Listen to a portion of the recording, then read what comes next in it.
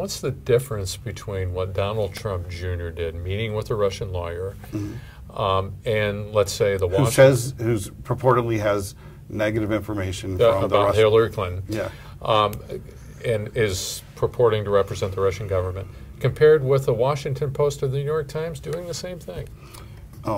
I think, I can't say for the New York Times or Washington Post. I've never had a foreign government come to me and say, or a representative of a foreign government or someone purporting to be.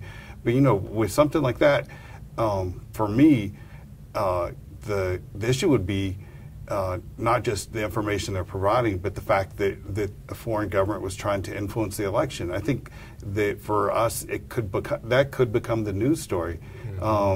It's not so much what they're bringing, but you would have to try to confirm that the person is associated with the foreign government. And then you would have to also see the government and whether it's allied or not allied with our government, and what axe they have to grind. Because many of the people calling with tips have axes to grind. But the fact is, you know, that if a foreign government is trying to influence an election, that becomes a story in and of itself.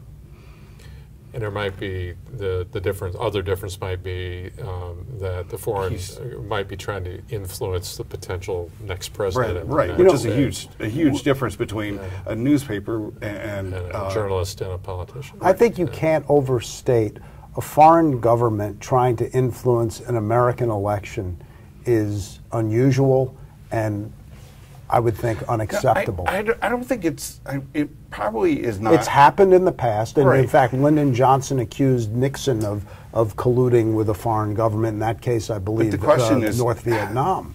How directly did they do it, and were they successful? I mean, those become the other issues as well. And I'm sure America has tried to influence other elections. We know, well, it's done more than that. Right. We know, in a number of times that we've tried to do it, but the politics involved here is another thing that Trump doesn't seem to appreciate. He did an interview yesterday with the 700 Club, and he said during the interview that it was basically the Russians were promoting their interests and we're promoting our interests. What's the difference? Well, there's a huge difference between those two things. We've, been enemies with Russia and the Soviet Union for, nearly 100 years. Not 100 years, but decades. And it's gone back and forth. In recent years, I mean, there was the hope that there would be a rapprochement, and under Putin, it's gone the other way.